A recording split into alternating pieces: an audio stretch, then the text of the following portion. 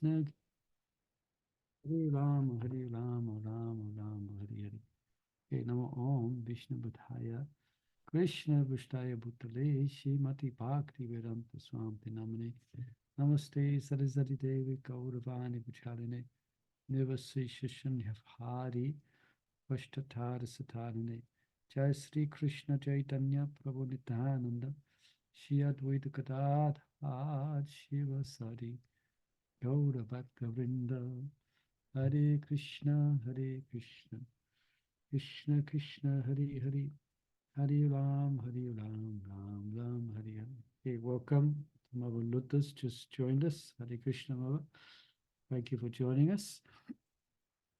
And we're on chapter 8. And remember yesterday wasn't so long ago, Krishna was given an expose of the impermanence of the material worlds. Yeah, even he described the lifetime of Lord Brahma, which is up on the screen here, which is fantastic from our perspective, but from Krishna's perspective, it's not so fantastic. It's just like a brief flash in time, and that's Brahma's life, which is countless billions of years from our perspective. So the whole material sphere, the whole material creation is temporary. Yeah, so that's the point here. So now Krishna's going to explain that there is another nature, and that's what Krishna wants us to aim for, which that's the eternal realm, for which this temporary realm is just a reflection of. Right, so that's the basic summary of what we covered yesterday. And now we're going to hear about, we're going to have some indication, Bhagavad Gita gives some indication of the spiritual world.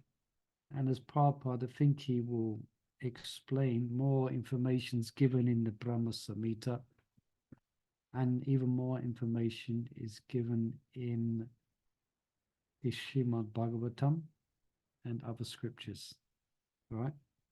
So all ready? Yes. Hare Krishna. Okay, but if I forgot anything, no, we said the prayers to Prabhupada. We let the devotees in. Okay, so 8:20. See Mother Chandravali still in Leicester. Hare Krishna. Yes, and they in the other room chatting away, so I'm trying to be mute. And, All right. So good luck. All right. So let's have someone like to read text 20 is where we're kicking off from today. Yesterday we did good. Not that we want to rush things, but we covered 4 or 5 verses, I think. One of them had no purport, so we're going to 8:20. There's 28 verses in this chapter, so we're coming towards the end. So Mother Gayatri, you have your hand there. Please, I presume that's a reading hand. Yep, I can read. Yes, go ahead. Can you hear me? Okay. Yes, loud and clear. Okay. Text 20.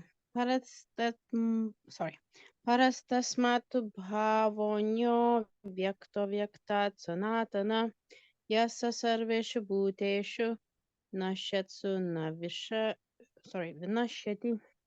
Translation. Yet there is another unmanifest nature, which is eternal and is transcendental to this manifested and unmanifested matter. It is supreme and is never annihilated.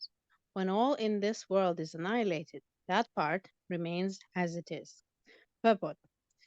Krishna's superior spiritual energy is transcendental and eternal. It is beyond all the changes of material nature, which is manifest and annihilated during the days and nights of Brahma. Krishna's superior energy is completely opposite in quality to material nature. Superior and inferior nature are explained in the 7th chapter. Okay, thank you. Yeah. Bhumi up on the Lord Vayu. Some 2 verses there in the 7th chapter describes about the inferior nature, earth, water, fire, air, ether, etc. And the superior nature consists of the jivas.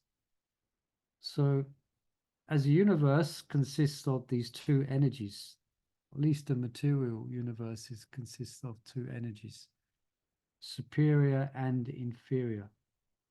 So we also are possessed of these two natures. The superior is the soul, and the inferior is the body. Yeah? So as the soul, as Krishna explains in chapter 2, the soul is eternal because it's made of the same constitution as the spiritual world. Oh, lots of people coming in. I keep letting lots of people in. Jai. Hare Krishna. So it's the same constitution.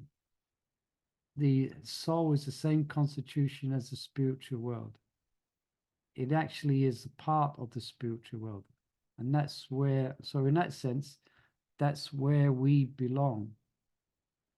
That's our natural habitat, is the spiritual world. Because the soul is eternal.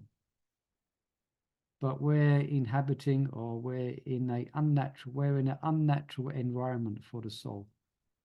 And that's the material world. Right, so our goal is to go back to our natural state. Right. Any other observations here, or comments or questions? So, Short Purple. Our next verse will describe more on this subject. Hare Krishna, Prabhu. Hare Krishna, yes, please. Sorry, Prabhu, can I please ask you to put your volume up a little bit? It's very faint at my end, please. Okay. I think Thank you so Yes, I've not yes, got- at my end as well. Very low. How's Oh. that? Hare Krishna. Oh, Oh, much this better. is brilliant. Really good. Thank you. Yeah, sorry, Thank you. I had my microphone plugged in, but I forgot to move it near me. All right. Now I'm probably a bit loud, but you can hear me. Hare Krishna. All right. Okay. And the words for unmanifest is avyakta and avyaktat. So it's unmanifest. There was another unmanifest, so it means it's not. You cannot see it. You cannot perceive it here. All right. Okay, let's go on to 821. It's going to expand on this more. So someone like to read 821? Yeah, I will read. Okay, let me just move the 821. page. There you go. 821. Excuse me. Avyaktas sarati yuktas tamal paramam gatim yan prapyana nivartante. Excuse me. Tadama parama Yeah. paramamama. That which the Vedantists describe as unmanifest and infallible, that which is known as the supreme destination, that place from which, having attained it, one never returns, that is my supreme abode. Purport by Srila Prabhupada. The supreme abode of the personality of Godhead Krishna is described in the Brahma Samhita as Chintamani Dham, a place where all desires are fulfilled. The supreme abode of Lord Krishna, known as Goloka Vrindavan, is full of palaces made of touchstone. There are also trees called desire trees that supply any type of eatable upon demand. And there are cows known as Surabhi cows, which supply a limitless supply of milk. In this abode, the Lord is served by hundreds and thousands of goddesses of fortune, Lakshmis, and he is called Govinda, the primal Lord and cause of all causes. The Lord is accustomed to blow his flute, Venam Vanantam. His transcendental form is the most attractive in all the worlds. His eyes are like lotus petals, and the color of his body is like the color of clouds. He is so attractive that his beauty excels that of thousands of cupids.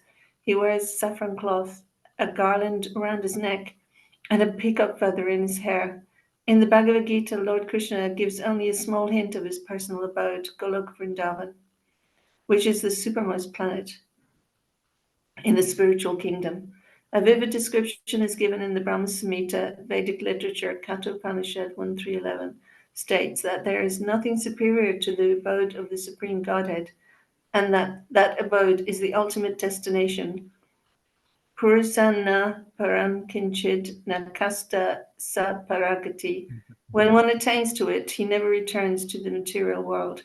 Krishna's supreme abode and Krishna himself are non-different, being of the same quality. On this earth, Vrindavan, 90 miles southeast of Delhi, is a replica of that supreme Goloka Vrindavan located in the spiritual sky. When Krishna descended to this earth, he sported on that particular tract of land known as Vrindavan in the district of Mathura, India. Okay, thank you. Hare Krishna. Any initial comments or questions? I was just thinking, it says there's desire trees that supply any type of eatable upon demand. Yeah. I just remember when I was younger, there was a Star Trek episode where they had this thing in the spaceship that you just press a button and you could get whatever you wanted to eat. Like you just, whatever buttons you press, like, you could get like a banana milkshake or, whatever you wanted. Would come. I mean, this is like this science fiction. It bewilders you. Yeah. Because, oh my God, this is possible. But actually, it's only possible with Krishna. But you get when you watch these science fiction things, you kind of think, oh my God, this is might be possible. Yeah, it's interesting you bring that up. I mean, I must have missed that episode. I used to watch Star Trek as well. I've forgotten. I can't remember it. But it's interesting because, for instance, we see, anyone heard of what's that cartoon, that children's play where you live forever? What's that called? Where you live forever and you don't die. There's a children's character.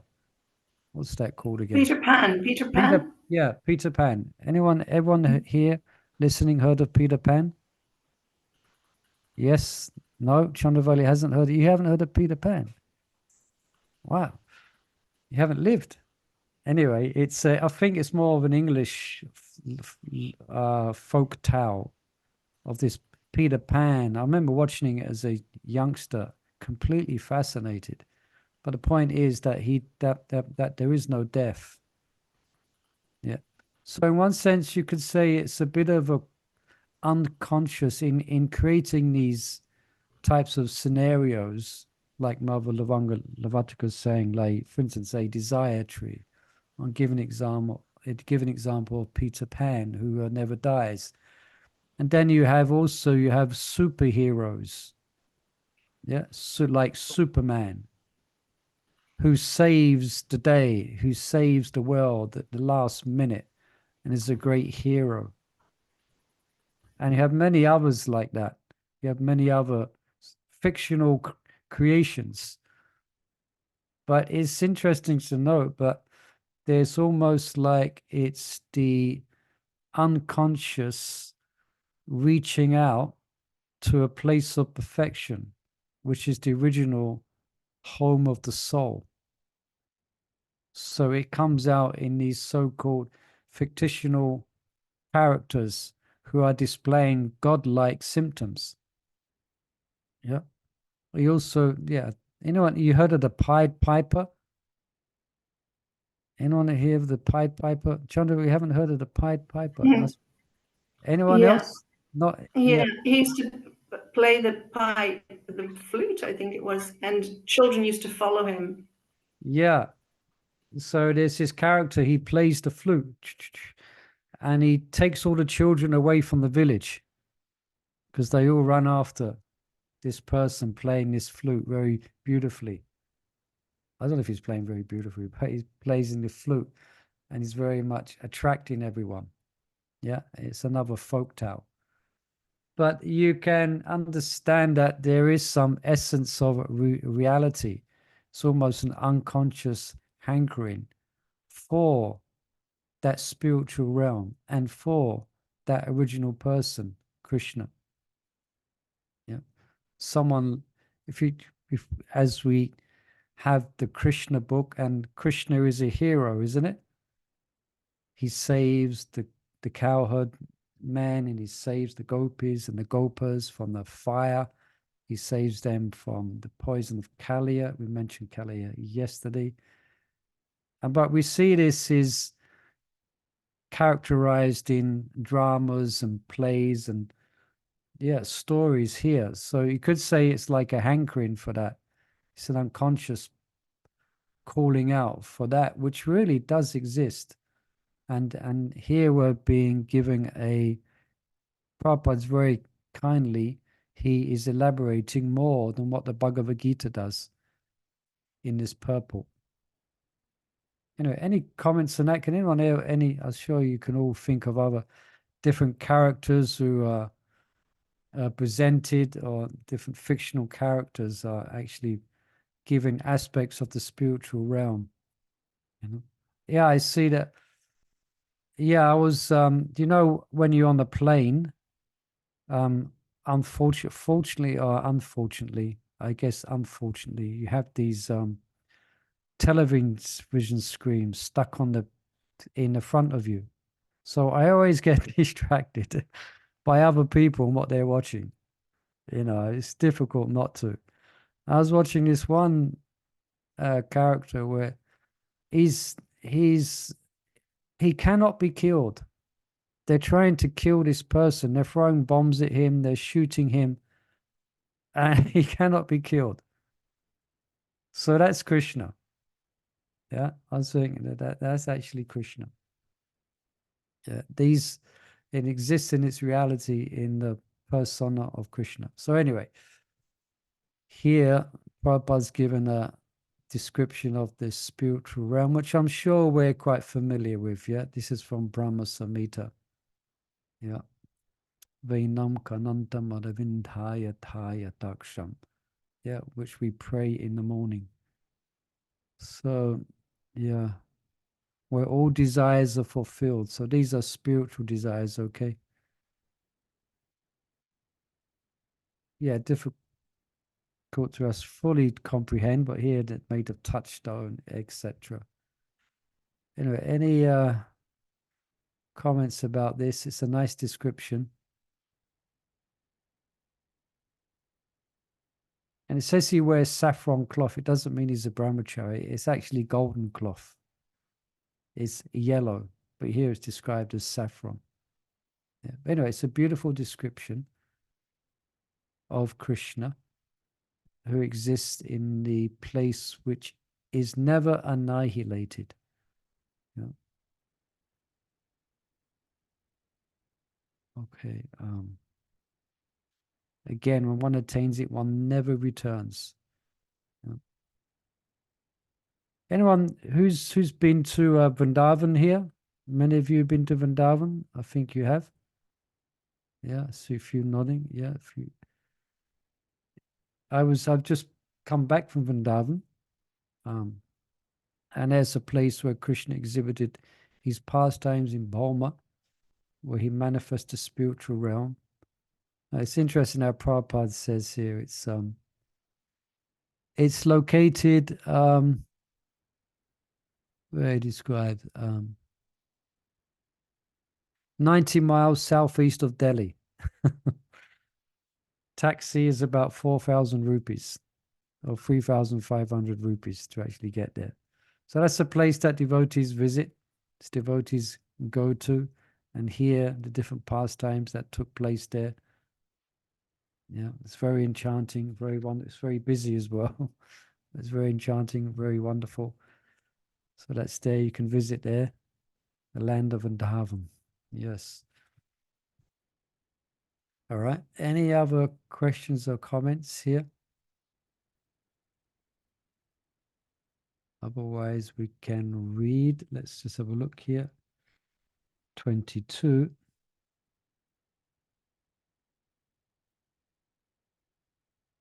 Yeah.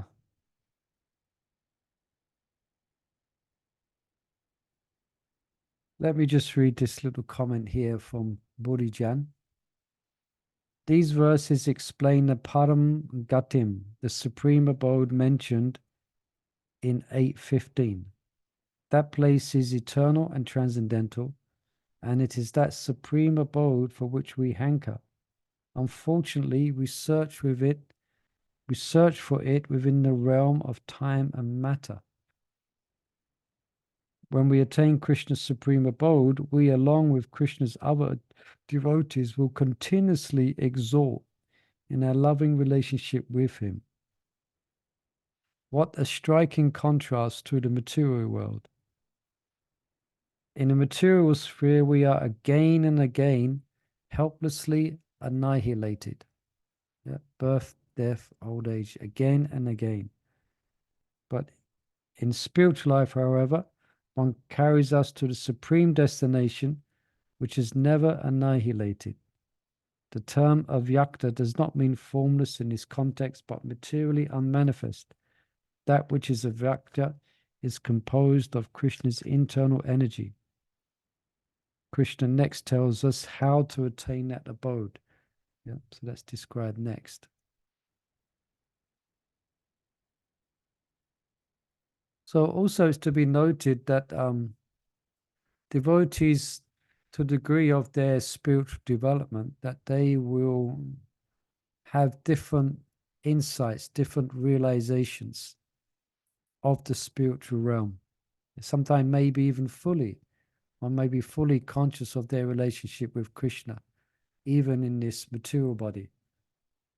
So it's not like we're just taking a gamble and let's hope for the best that it exists. So when we die, no, Krishna reciprocates with a devotee's devotion throughout their life. You know, at the end of their life, they return to the spiritual realm. And there has been devotees in our movement in contemporary times who have, without a doubt, by the symptoms of the way they left their bodies, have returned to the spiritual realm. Yeah. So this is all possible through our practice of Krishna consciousness. All right, let's have a look at 22.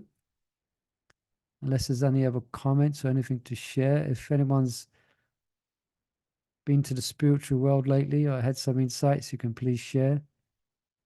Very spiritual, very special place. Okay, let's go to 822. Let someone like to read 822. Let's move the page.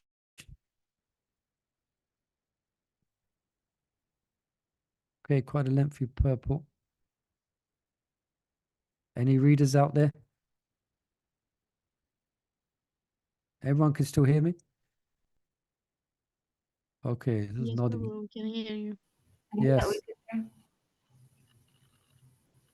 Anyone like to read? Any enthusiastic reader? Like my book is so tiny and it's noisy here. So, Who's I here? can read another one. Yeah. Nitai Mata, would you like to read? It might not be possible. You might be busy. Yeah, no problem. I can read now. I just Go came. ahead. Yeah, thank you. Have you got the Sanskrit? Purusha Sabara Bharta Bhaktya Nabhyas So Ananyaya Yasyanta Stani Bhutani Yena Sarvamidam Tatam. The translation: the Supreme Personality of Godhead, who is greater than all, is attainable by unalloyed devotion. Although he is present in his abode, he is all-pervading and everything is situated within him. Purport by Srila Prabhupada, Srila Prabhupada. It is here clearly stated that the supreme destination from which there is no return is the abode of Krishna, the Supreme Person. The Brahma Samhita describes this supreme abode as Ananda Chinmaya Rasa. oh, sorry, I'm here. Okay. Sorry, Prabhu. Ananda Chinmaya Rasa, a place where everything is full of spiritual bliss. All the very greatness manifest there is of the quality of spiritual bliss. Nothing there is material. The variegatedness is the spiritual expansion of the Supreme Godhead Himself. The spiritual or superior energy described in the 7th chapter is also manifest there. As far as this material world is concerned, although the Lord is always in His supreme abode, He is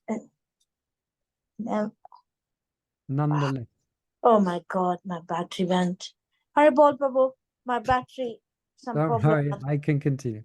He is Okay, so nonetheless all-pervading by his material energy. So by his spiritual and material energies, he is present everywhere, both in the material and in the spiritual universes. Yashanta means that everything is sustained with him. Within either his spiritual or material energy, Lord is all-pervading by these two energies. Right, so just pause there. I was just appreciating here how it's described that there is variegatedness. There is, Prabhupada's making this, he's using this word because there's a concept that the absolute is impersonal.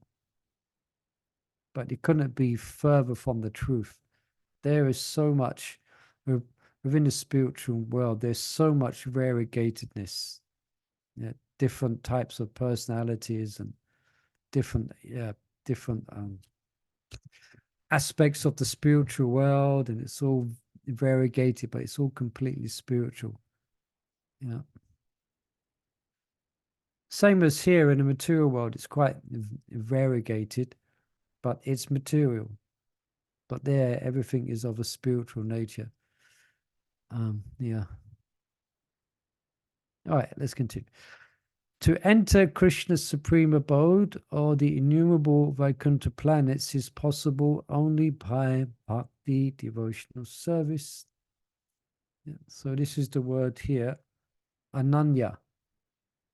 So how's it translated? Yeah. Ananya means unalloyed. Yeah, we covered this in the lunch class today as well. Unalloyed means there isn't any, I think we mentioned also recently, unalloyed means there's no other, there isn't anything else there. Like unalloyed still means it's only still. There isn't anything else there. So one's devotion is pure. So that's how one can enter. Yeah, is attainable by unalloyed devotion. Yeah, so that's how one can obtain that supreme abode, unalloyed. So that's the type of devotion that we are trying to develop and we are aspiring for. Yeah. Okay, so please, if any questions or as I'm reading, please feel free to ask. Now, where was we? Yes, only by bhakti, devotional service, as clearly indicated here by the word bhaktya. No other process can help one attain that supreme abode. The Vedas, Gopala Tapani Upanishad 121 also describe the supreme abode and the spiritual personality of Godhead. Eko Vashi Shavaka Krishna. In that abode, there is only one supreme personality of Godhead, whose name is Krishna. So there's no second, all right? There's no one. There's no competition for Krishna. He is the supreme merciful deity, and although situated there as one, he has expanded himself into millions and millions of plenary expansions. The Vedas compare the Lord to a tree standing still, yet bearing many varieties of fruits, flowers, and changing leaves. Okay. The plenary expansions of the Lord who preside over the Vaikuntha planets are four-armed, and they are known by a variety of names. Purushottama, Trivikram, Keshava, Madhava, Aniruddha, Rishikesh, Shankarshan, Pradyumna, Shidha, Vasudev, Dhamada, Janardhan, Narayan, Vamana, and Padmanabha, etc. right? The Brahma Samhita 537 also confirms that although the Lord is always in the supreme abode, Goloka Vrindavan, he is all-pervading, so that everything is going on nicely. Goloka eva nivasati akilatma Buddha, as stated in the Vedas, Shvetasata Upanishad, Parasha Shakti Vivateva Shuyate Svabhavika Jnana Bala Kriya Cha. His energies are so expansive that they systematically conduct everything in the cosmic manifestation without a flaw, although the Supreme Lord is far, far away. Okay. So this is a vision. It's also described there's a vision of what's known as a ultimate devotee. So as the highest stage of devotion, the world reminds them of Krishna. Yeah. And that's why it's also described in the 10th chapter, also as the 7th chapter, and the 9th chapter, the 7th from the 9th chapter. Yeah. The opulences, anything opulent within this material world is an indication of Krishna. Yeah. Can you remember some examples that's given of fishes? I am the shark. Can anyone remember any examples that's also given?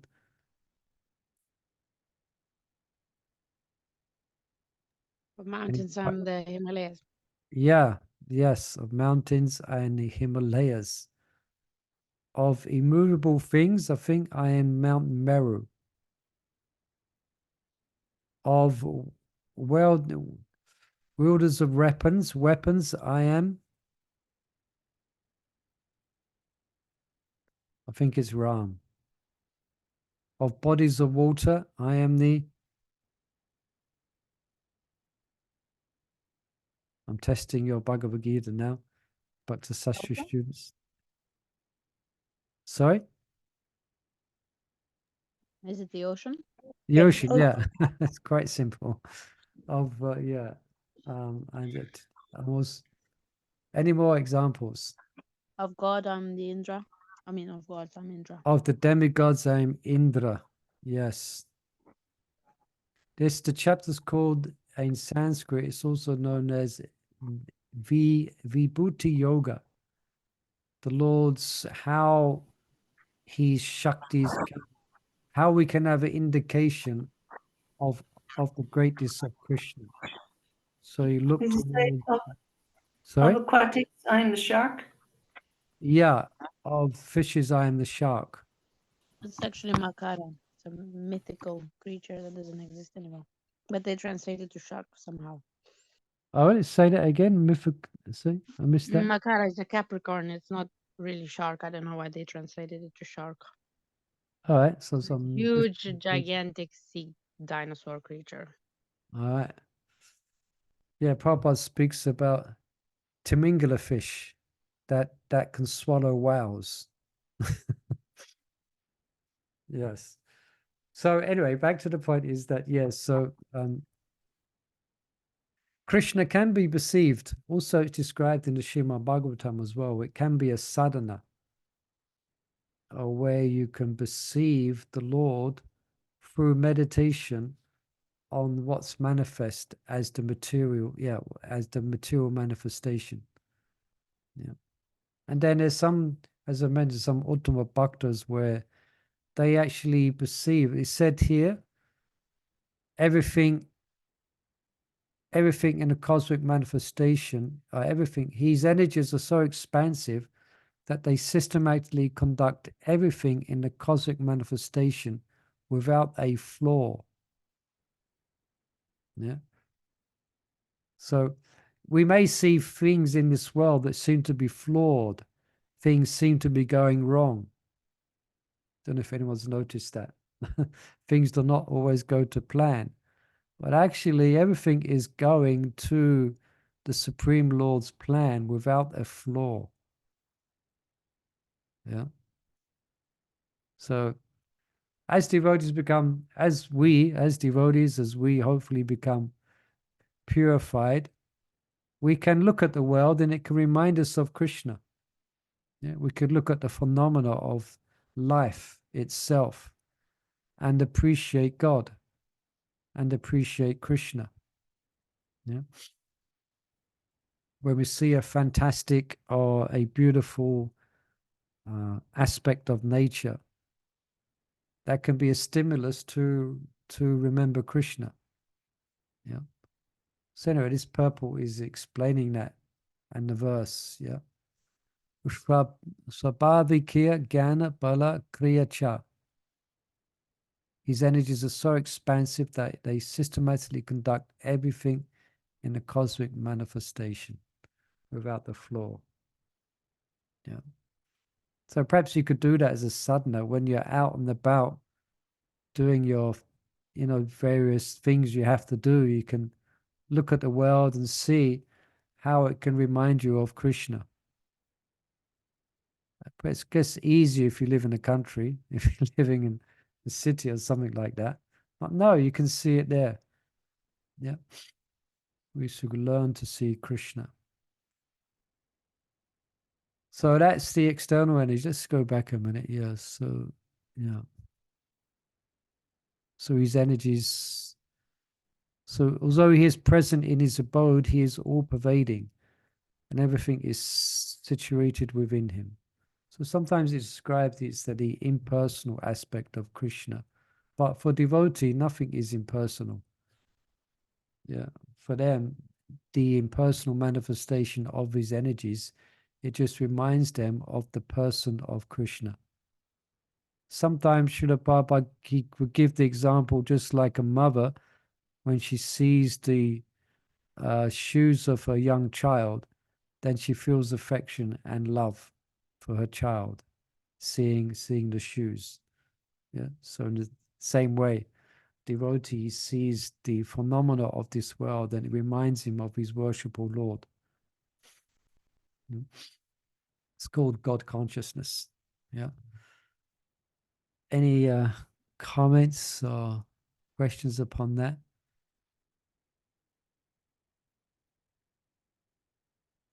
All right, let's have a look at 23. Anyone like to read 23?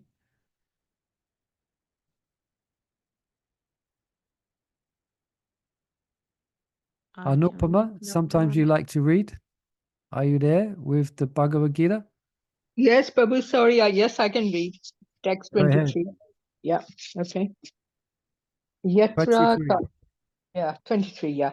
Yatra kale the anadvritam avritam kave yogana prayata yanti tam kalam vayashmani bharatas. Pashabha, yes. O best of the Bharatas, I shall now explain to you the different times at which passing away from this world, the yogi does or does not come back. The unalloyed devotees of the Supreme Okay, Lord. let me just give a little, and it's another subject now. Okay. It's being described, so I'll just give it where we're going now. So Krishna has concluded describing the spiritual world and the process for reaching it.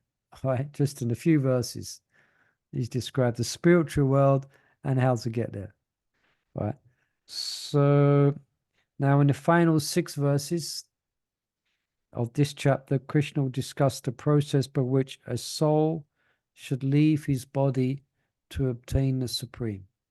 So first he's going to describe the classical yogic path of when to leave the body to attain the supreme, because as we will read, such yogis can control and decide when they're going to leave the world.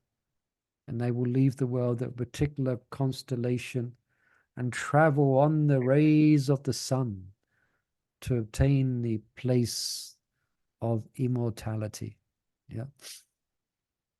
All right. So sorry, Mother, I interrupted. So that's where No we're problem. going for these last verses. Yeah, And okay. yeah, carry on. Yeah. Okay. The unalloyed devotees of the Supreme Lord who are totally surrendered souls, do not care when they leave their bodies or by what method. They leave everything in Krishna's hands and so easily and happily return to Godhead. But those who are not unalloyed devotees and who depend instead on such methods of spiritual realizations as, as Karma Yoga, Jnana Yoga, and Hatha Yoga, must leave the body at a suitable time and thereby be assured whether or not they will return to the world of birth and death. If the yogi is perfect, he can select the time and situation for living this material world. But if he's not so expert, his success depends on his accidentally passing away at a certain suitable time. The suitable times at which one passes away and does not come back are explained by the Lord in the next verse. According to Acharya Baldev Vibhushana, the Sanskrit word Kal used herein refers to the presiding deity of time. Okay, so Prabhupada immediately keeps us on track. Yeah, in the purple here, speaking about devotees, they don't care when they leave their body or by what method. Whereas for the yogis, it's something that's very, very important, something they kind of direct their life to, narrate for specific moments. So I can imagine if they make a mistake and they don't quite follow the process and they leave at a time, yeah, as will be described, then they have to come back again. Yeah. Shall I carry on, Prabhu? Yeah, just any comments about that? About anyone's concerned when they're going to leave the body, where they're going to leave the body? Shall we leave the body in Vrindavan? Some devotees have that sentiment. They go to Braj. Some devotees leaving Mayapur. I want to go to Vrindavan. All right, so Mother Mongol's going to work it out. He's going to get a single ticket to Vrindavan when he's going to leave the world. Yeah. Some devotee, Prabhupada, interestingly, chose to leave in Vrindavan. Yeah. And we've had examples, contemporary times, where devotees leave in their Prabhupada, their place of service. Yeah. Bhaktitirtha Maharaj left in Gita Nagari, didn't he? Is that right? The USA. Yeah. Bhaktisiddhanta left in, anyone know where he left the world? He was in Calcutta. Calcutta. Yeah, he was in Calcutta. So ultimately, we may have some sentiment or some specific idea, but actually, we just completely depend upon Krishna. Yeah. Because you different- could be in Sorry? Vrindavan and not be in Vrindavan. Yeah, you can be in Vrindavan and your consciousness can be somewhere else. So the most important thing is your consciousness. So there are advantages. For instance, if you leave in the holy dhams, then it's certain you're going to get, you're going to go back to the spiritual realm. It's there in scripture. Yeah. So therefore, we've read recently, I think we read a couple of, I think last week, that a devotee, Prabhupada in the purple, said, therefore, a devotee, wherever devotee is, that is Vrindavan. Yeah. So he creates Vrindavan wherever he or she is. But leaving, yeah, so we just depend upon Krishna. But some devotees will be inclined to be in the holy dhams just by the nature of the holy dham. It's saturated with spiritual practice and spiritual consciousness. And so therefore it can be easier to be Krishna conscious in the holy dham. Yeah, so devotees often take advantage of the holy dhams. Other than that, if not, then we're in Krishna's hands. Yeah. So it's they leave everything in Krishna's hands. All right. So you can, yeah. So you can start planning things out. Where you're going to be when you're going to leave the world. Well, maybe Yeah, but your plan and Krishna's plan, yeah, it might be different. they line up. Front, Yeah. yes. Krishna, That's a good point. Krishna may want us to set an example. No, he may want us to set the example for devotees by leaving our body in Camden Town rather than Yeah. Vrindavan. Or even like Chandravis Guru Maharaj Bhakti Guru Swami, he left in the hospital in Florida unexpectedly. Yeah, that's a good point. Yeah. But we can conclude from his life and from his devotion that obviously everything, and as we just read here, isn't it, that everything is conducted without the flaw. Yeah, his energy, the last, everything is conducted without the flaws. So that was the way it's supposed to be for Bhakti True Swami, for one reason or another, maybe unbeknown to us. Someone needs to mute. Tamal Krishna Goswami left unexpectedly in a car accident. That was in the Holy Dham, but still it was unexpected. All right. Yeah. But it was planned by Krishna. I tell someone, sorry, going off the track a little bit, but this is one of those stories, you can believe it or not. There's one devotee called Padma Lochan Prabhu. Everyone remember Padma Lochan? Anyone? Yeah, he used to live in Mayapur? Yeah, he used to live in Mayapur and he wrote some books. He was quite a scholar. Yeah. He wrote books on Krishna's lotus feet. Yes. Padma Lochan, which means lotus eyes. I used to find it interesting because he would give class. His name is Padma Lochan, but for the whole class, he would have his eyes closed. But he saw this vision after.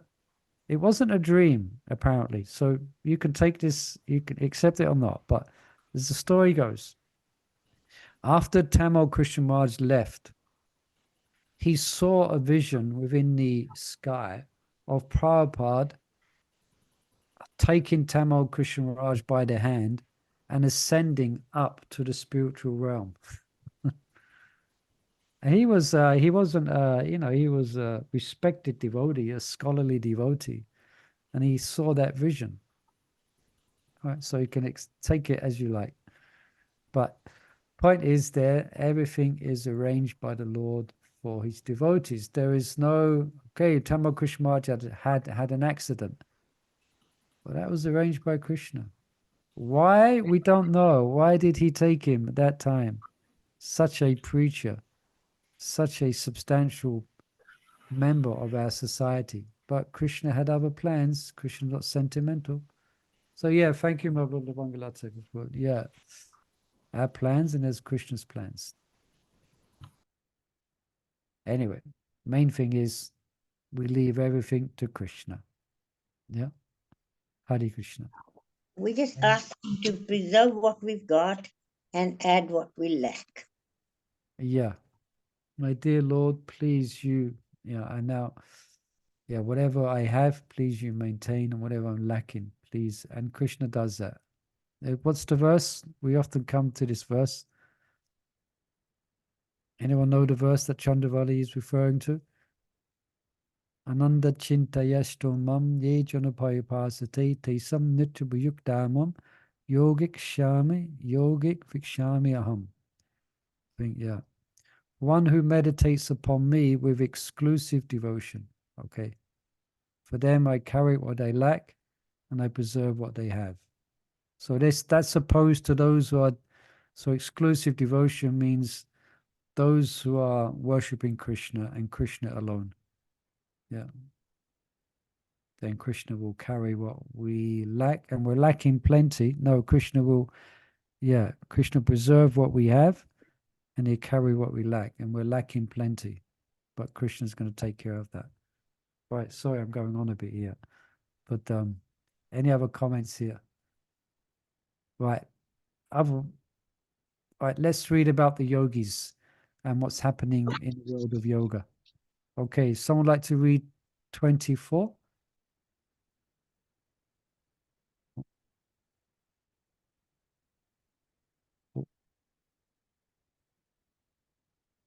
Okay, I'm going to jump in. Okay. Agni Jyoti aha shukla sanmasa uttarayanam. Yeah, uttarayanam is a word that's used in astrology. I mean, I don't know much about it. I know the word uttarayanam. Tatra prayati gachanti brahma vido janaha. So gajanti means goes. Okay, so those who know the Supreme Brahman attain that supreme by passing away from the world during the influence of the fiery god. I think that's the sun planet, the fiery god in the light at an auspicious moment of the day during the fortnight of the waxing moon. So it means the moon is declining. No, it means it's getting bigger. Excuse me. Waning means declining. So during the waxing moon or during the 6 months when the sun travels to the north. Yeah, I was reading some commentaries on this verse just before today, and that's why it means they travel on through the sun rays. They leave their body and travel on the rays of the sun, and they go to different demigods' abodes, and the demigods take them to different planets, one after another, going higher. Yeah, it's quite technical. So, purple. When fire, light, day, and fortnight of the moon are mentioned, it is to be understood that over all of them there are various presiding deities. Okay, I just mentioned it, who make arrangements for the passage of the soul. So, different deities and different planets, they accompany the soul going up. At the time of death, the mind carries one on the path to a new life. If one leaves the body at the time designated above, either accidentally or by arrangement, it is possible for him to attain the impersonal Brahma Jyoti. Mystics who are advanced in yoga practice can arrange the time and place to leave the body. Others have no control. If by accident they leave at an auspicious moment, then they will not return to the cycle of birth and death. But otherwise, there's every possibility that they will have to return. However, for the pure devotees of Krishna, for the pure devotee in Krishna consciousness, there is no fear of returning, whether he leaves the body at an inauspicious or inauspicious moment, by accident or by arrangement. All right. Any questions here?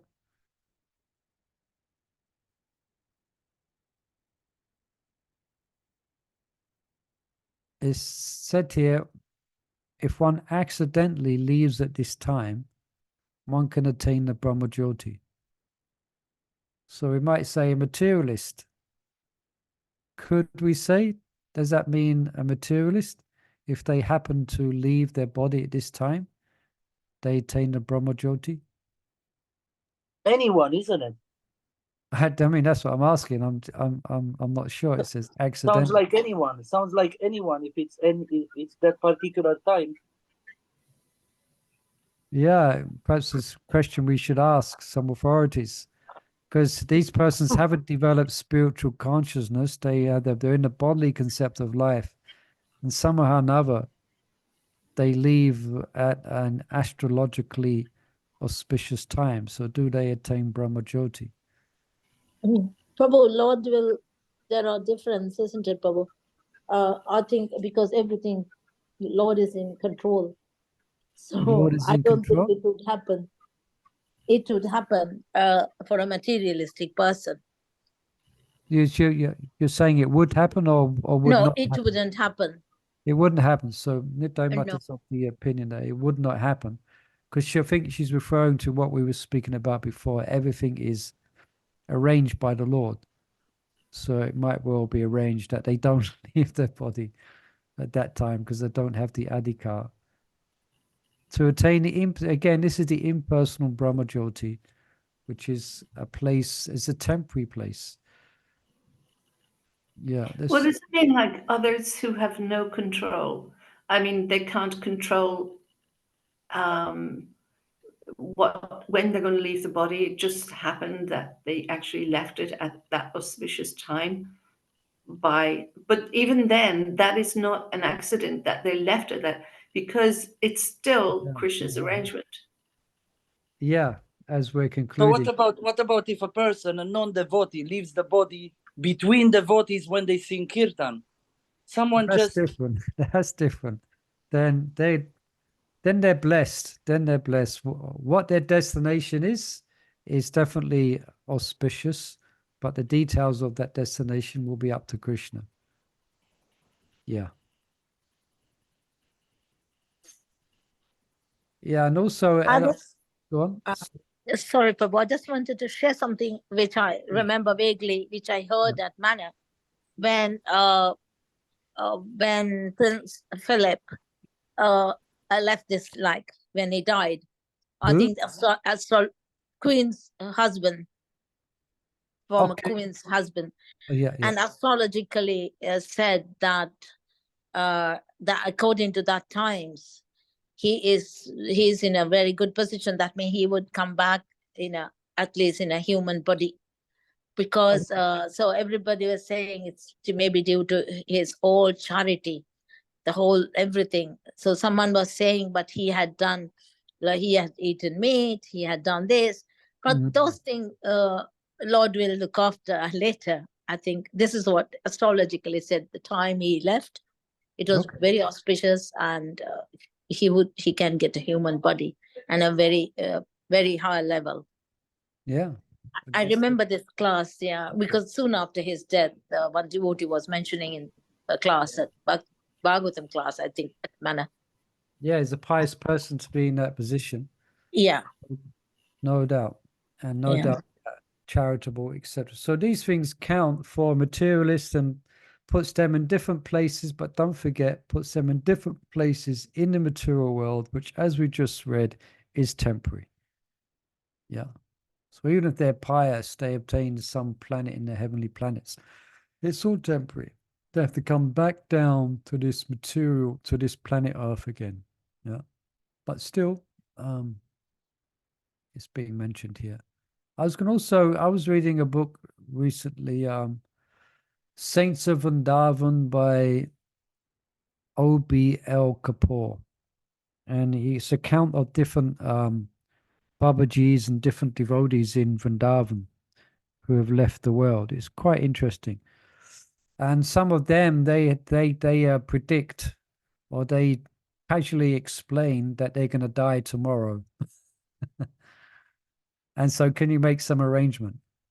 And even there was one Babaji who wasn't particularly sick at all, but he just made the announcement over breakfast that tomorrow I will die. So please, can you arrange a feast? And he wasn't sick. He was a Babaji.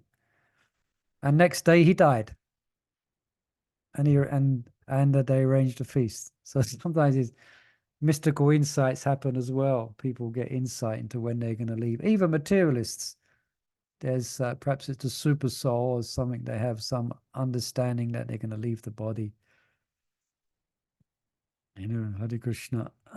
Can I just jump in and ask something? What about if a person, it looks like materialistic, but in previous life he was a devotee, but he came to pay some of his karma, and then he will go back to continue whatever he has to do? Is that not possible? Let me just follow that. So you're saying someone in a last life was practicing devotion, Krishna consciousness, devotional service. Then they became distracted, say at the end of their life, so they take birth again. Maybe they didn't get distracted, but they had something to pay from previous lives. So the Lord made the arrangement in such a way that next life you will have to come to planet Earth. Like I don't know the name of who took a body of a deer. Yeah, I was just thinking exactly the same. I was just going to mention that as Jad Bharat. So that's an answer to your question. There might be some vestiges of purification, that has to take place. So therefore, one will take birth again to see that out, to see that through the last vestiges of material attachment. So Krishna will arrange things in such a way that you will be purified of that. Yeah. And then in your next life, you may return to the spiritual realm. So yeah, that's a good point, Mother Mongo. So it's quite. So Hare Krishna, Prabhu. Can Yeah. I ask, Prabhu? Yeah. Just with this comment, I was thinking, is it possible that whole life that you don't become Krishna conscious, and the next life you get it? Because previously, yes, previous life we were Krishna conscious, but this life you're not at all Krishna conscious, but the next life you become Krishna conscious. Is that possible? Yes, it's possible. I mean, the material world is the material energy is very powerful. So therefore, one may become distracted, even though one was a devotee in their last life. They may become distracted in this life, although they have opportunity. But Prabhu, I have a question there. How can you become, when you are not thinking of Krishna at the time of death, even you and we are not chanting, what guarantee you have that you are going to get a human body? Of course, Jada Bharat case is totally different. I'm just thinking of the verse, we mentioned this recently as well, that declare it boldly that my devotee never perishes. So once one takes up the path of devotion, even though one may get distracted, Krishna is watching, Krishna's arranging, for the ultimate salvation of the devotee. Yeah. So whole life even you spend without thinking of Krishna. Okay. Yeah, it may well be that. Like one example comes to mind. It's just hit 7, but just example comes to mind. We have devotees. We have persons who are born of devotee parents. Devotee children. So they have such an opportunity, and we can guess that to take birth as in a devotee family means they must have been devotees in their last life. Yeah. But the power of the material energy may just take them in a completely materialistic direction. Yeah. That's the powerful material energy. May just take them. But they're devotees. Yeah. So often it's seen that after they've tried their best, they kind of take up devotion. But I'm just saying, point I'm making is that the material energy is very powerful.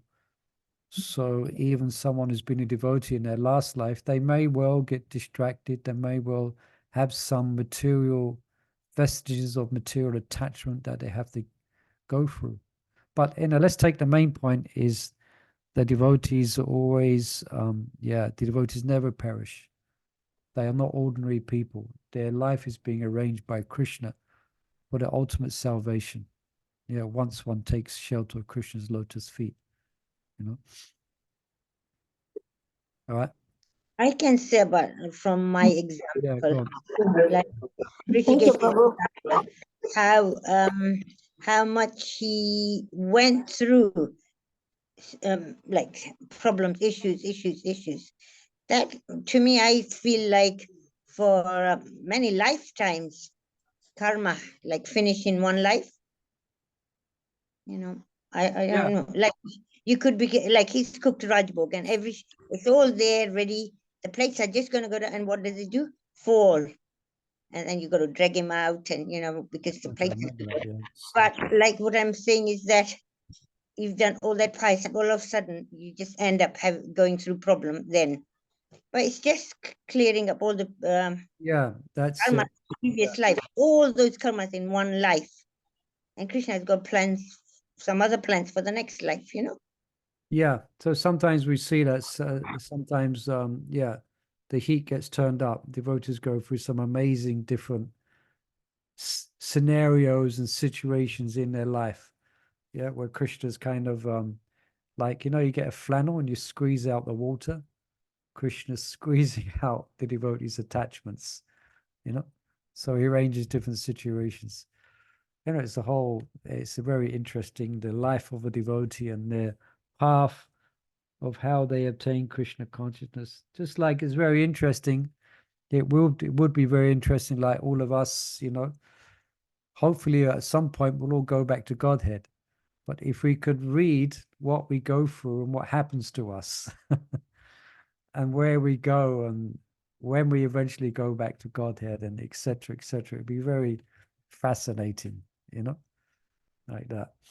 So a devotee's life is extraordinary. It's not ordinary. It's very special. Everything they're going through is arranged by Krishna because they're devotees. So it's very special, extraordinary, you know. All right. The more pain, the more blessings. Sorry? Yeah, the only thing is we've really, really got to work hard because as Kali Yuga is progressing, we do not want to come back because don't know what state we would be in. We don't want to forget Krishna. So as Kali Yuga progresses, then our devotion should progress, so we don't become ensnared. Yeah. I read a statement as well here, so we don't get recycled back into samsara. You know, no, we don't want to be recycled again. Go back to the spiritual realm. Yeah. Yeah. All right. Let's pause there. Thank you, everyone. Wonderful reading. Thank you, Prabhu. And please join us if you can, if it's okay for your schedule. We'll be reading about Gopalkumar's journey to the spiritual realm. Yeah, and we see where he's, and we see how he's getting on in attaining Krishna. All right. Hare Krishna, Prabhu. I just want to say to you, Prabhu. Yes. Bhakta Prabhu, he is very interested, and maybe you can also send him the link. I'm going to send him the link about the classes. All right. Yeah. No problem. Yeah. Happy to have him if he has. Yeah. Okay. Hari. Hare Krishna. Thank you. Hare Hare Krishna, Prabhu. Krishna, Hare Krishna.